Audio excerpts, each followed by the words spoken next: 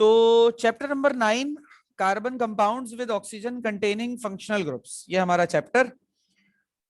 और इरादा तो वैसे चैप्टर 10 स्टार्ट करने का था, लेकिन अब चैप्टर 9 स्टार्ट कर रहा हूं। Chapter number 9, carbon compounds with oxygen containing functional group. सबसे पहले मैं चाहूंगा कि कोई खातून मुझे फंक्शनल ग्रुप क्या होते हैं, माज आप भी शामिल हैं, मुझे ये बता दें कि फंक्शनल ग्रुप्स क्या होते हैं। What is functional group?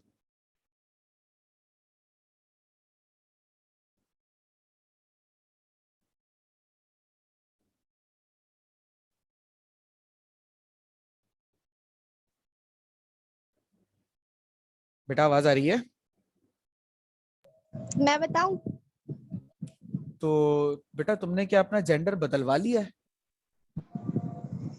नहीं मतलब अच्छा, फंक्शनल ग्रुप वो ग्रुप है, नहीं, हाँ वो एटम या ग्रुप ऑफ एटम जो किसी भी कंपाउंड को कोई खुसूसियत देता है ना। किसी भी कंपाउंड को? अब इतना नहीं याद। तो बेटा याद रखना पड़ेगा ना। Carbon compound. हाँ अब सही आया है थोड़ा थोड़ा। अच्छा, कार्बन कंपाउंड में भी कोई सा भी कार्बन कंपाउंड? ऑर्गेनिक होना चाहिए। तो हाँ एटम ऑर्गेनिक में। हाँ अब सही है, अब सही है। एन एटम और ग्रुप ऑफ एटम्स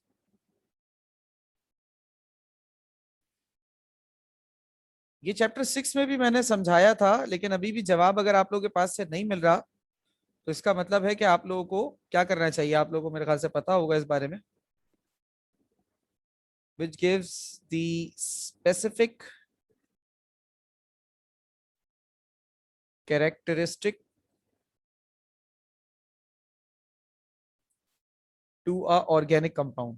अच्छा बेटा, यहां पर हम ये नहीं कह सकते कि कोई सा भी कंपाउंड। देखो, कोई कोई से भी कंपाउंड में तो इनऑर्गेनिक भी शामिल होगा ना, और हमारी स्टडी तो ऑर्गेनिक कंपाउंड की है, तो यहाँ पे मेंशन करना होगा organic compound which gives specific characteristics to organic compound is known as functional group।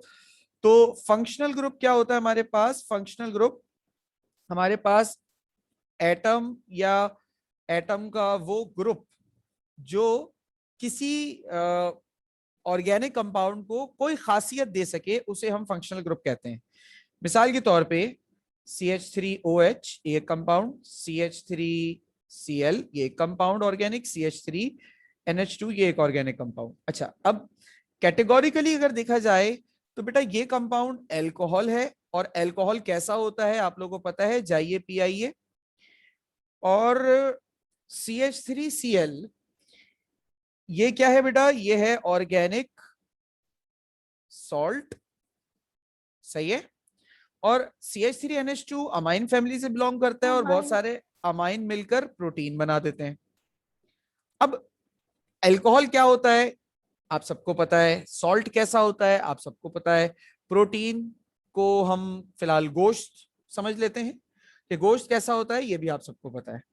अब अगर इन चीजों की जो मतलब, अगर ये अल्कोहल, ऑर्गेनिक सॉल्ट, मतलब तीनों अलग अलग चीजें हैं ना, क्या ये तीन अलग चीजें इन तीन सेम चीजों से, मतलब अगर गौर करें तो इन तीनों में तो अ, इन तीनों में तो ये चीजें हैं, मतलब CH3 कॉमन है। तो अगर तीनों में CH3 कॉमन है तो इसको कॉमन बिहेवियर शो करना चाहिए ना, मतलब ये तीनों एक चीजें एक जैसी होनी चाहिए। यानी कि ये जो खुसूसियात अल्कोहल वाली या सॉल्ट वाली या प्रोटीन वाली आनी है, वो इस CH3 की वजह से नहीं आनी। वो दरअसल किसकी वजह से आनी है? वो दरअसल आनी है इनकी वजह से। So these are called as functional groups. Clear?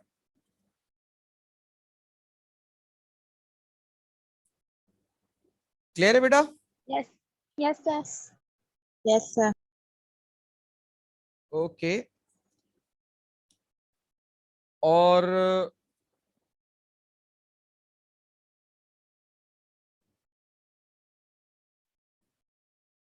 Common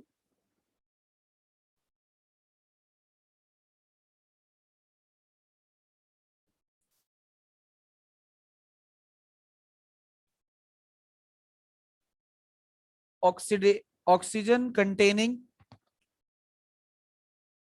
functional groups. अच्छा, अब इस चैप्टर में जैसे हमारा चैप्टर नंबर 7 था ना, तीन ऑर्गेनिक कंपाउंड्स की फैमिलीज हमने पहले पढ़ी, एल्केन, एल्कीन, एल्काइन, ठीक है। और हर फैमिली के फिर हमने एक एक मेंबर को बड़ी तफसील से पढ़ा कि उसे कैसे बनाएंगे, उसकी प्रॉपर्टीज क्या होती हैं, उसकी रिएक्शन, सब कुछ हमने बड़ी तफसील से पढ़ा। फिर एरोमेटिक आया, तो एरोमेटिक कंपाउंड्स में भी हमने एक एरोमेटिक कंपाउंड यानी बेंजीन को लिया इनिशियल लेवल पर, और बेंजीन को बड़ी तफसीलन उसका स्ट्रक्चर, प्रॉपर्टीज, प्रिपरेशन वगैरह वगैरह सब पढ़ा। ऐसे ही यहां पर भी है। अब हमारे इस चैप्टर में 7 ऐसे ऑर्गेनिक कंपाउंड्स की फैमिलीज हैं जिसमें ऑक्सीजन है। देखो चैप्टर का नाम हमें क्या बता रहा है, चैप्टर का नाम हमें बता रहा है carbon compounds with oxygen containing functional groups, यानी कि वो ऑर्गेनिक कंपाउंड्स जिसमें पहली बात तो ये कि फंक्शनल ग्रुप हो, और दूसरी बात ये कि उन फंक्शनल ग्रुप में ऑक्सीजन लाजमी तौर पर हो। तो हम इस चैप्टर में उन कंपाउंड्स के बारे में पढ़ने वाले हैं। तो there are a lot of families that contains oxygen as functional groups, but हम यहां पर सबसे बेसिक 7 फैमिलीज को पढ़ेंगे। कौन कौन सी हैं? सबसे पहले है एल्कोहल्स, सेकंड नंबर पे है फिनोल्स,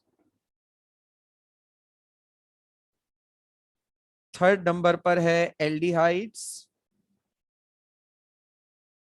फोर्थ नंबर पर है बेटा कीटोन्स,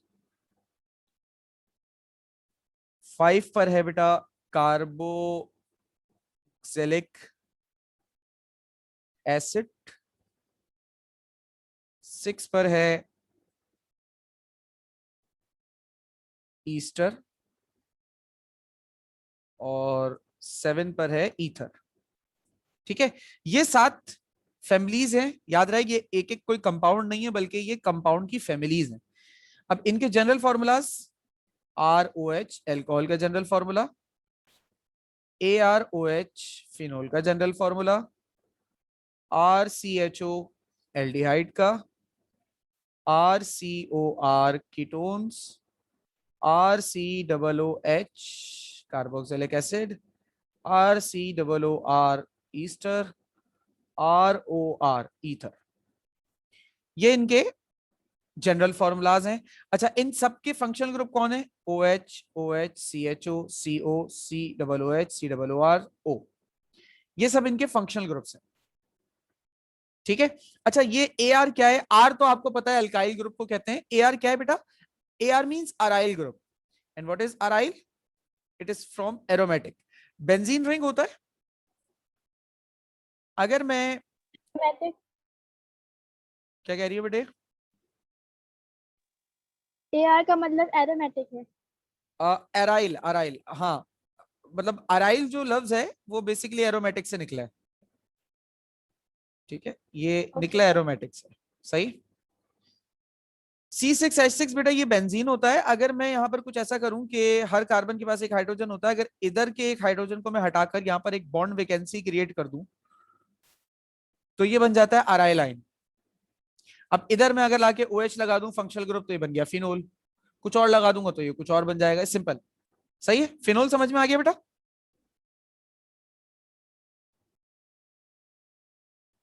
बेटा फिनोल समझ में आ गया? Yes sir. अच्छा, अब कंबाइन करके इन दोनों जो फैमिलीज हैं इनको हम कहते हैं बेटा हाइड्रो ऑक्साइल कंपाउंड्स। ठीक है, इन दोनों को कंबाइन करके हम कहते हैं कार्बोनाइल कंपाउंड्स।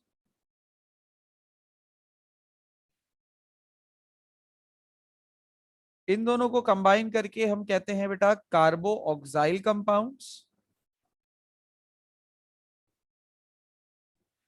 और इसे हम कहते हैं एल्क ऑक्सी कंपाउंड्स, एल्क ऑक्साइल या एल्क ऑक्सी कंपाउंड्स। अच्छा, अब अगर रिड्यूस कोर्स के हवाले से बात करूं बेटा, तो कौन कौन सी फैमिलीज इसमें से रिड्यूस में इंक्लूडेड हैं? एल्कोहल इंक्लूडेड है, एल्डिहाइड इंक्लूडेड है, और कीटोन इंक्लूडेड है। बाकी सब एक्सक्लूड हो चुका है, मतलब रिड्यूस में कट चुका है। अच्छा, फिनोल को फिर भी आप काटिएगा नहीं बेटा, क्योंकि चैप्टर 7 में कहा हुआ है कि बेंजीन शामिल है। Phenol is the derivative of benzene, तो कहीं ना कहीं फिनोल के बारे में सवालात आपसे होंगे, वो इसीलिए होंगे क्योंकि बेंजीन का डेरिवेटिव है फिनोल। कार्बोक्सिलिक एसिड मत छोड़िएगा, चैप्टर 10 में अमाइन आता है, तो कार्बोक्सिलिक एसिड और अमाइन का मिला जुला प्रोटीन का एक डेरिवेटिव होता है, अमाइन और कार्बोक्सिलिक एसिड फंक्शनल ग्रुप से मिलकर। ईस्टर ईथर वो चीजें हैं जो आप अगर ना भी करें तो चलेगा, लेकिन मैं बोलूंगा जब वो उर्दू का एक मुहावरा है कि जब हाथी निकल गया तो फिर दुम से क्या डरना, मतलब एक सुराख में से अगर हाथी बाहर निकल रहा है तो उसमें से अगर पूरा हाथी निकल जाए और उसकी सिर्फ दुम फंस जाए तो आप दुम से घबराएं नहीं, थोड़ी मेहनत करके दुम भी निकाल लें। तो ईस्टर ईथर की मिसाल ऐसा ही है, क्योंकि ये 5 फैमिलीज पढ़ते पढ़ते हमें महीना लगता है और ईस्टर ईथर पढ़ने में हमें टोटल 1 हफ्ता लगता है। ये वैसे ही बहुत छोटे हैं तो इजीली हो जाते हैं, तो इनको भी कर लेना, कम से कम कैट एडमिशंस में आप लोग के काम आ जाएंगे। सही भाई, पूरा चैप्टर पढ़ाने की वजह और 9 अभी स्टार्ट करने की वजह यही है कि मैं ये चैप्टर आप लोगों को तमीज से पढ़ा सकूं, क्योंकि आप लोग के कैट एडमिशंस के लिए बड़ा इंपॉर्टेंट रहेगा। तो ये हमारे पास इसका हिस्सा है। अच्छा, हम पढ़ेंगे भी इसी सीक्वेंस में, पहले alcohol, then phenols, then aldehyde, ketone, carboxylic acid, ester ether. अच्छा, पढ़ना क्या क्या है बेटा, वही जो आप चैप्टर 7 में पढ़ते थे। एक फैमिली स्टार्ट करेंगे, उसकी कुछ बेसिक्स पढ़ेंगे, फिर उसका नॉमेनक्लेचर पढ़ेंगे, फिर उस फैमिली के किसी 1-2 कंपाउंड को उठाएंगे, उसकी प्रिपरेशन, उसकी प्रॉपर्टीज पढ़ेंगे, वो फैमिली खत्म, फिर दूसरी फैमिली पे जाएंगे।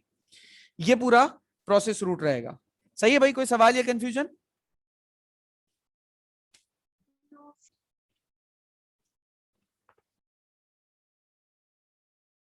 बेटा कोई सवाल या कंफ्यूजन? No, ये sir. सब कुछ पढ़ेंगे, सब पढ़ाएंगे? जी बेटा, सब कुछ पढ़ाऊंगा।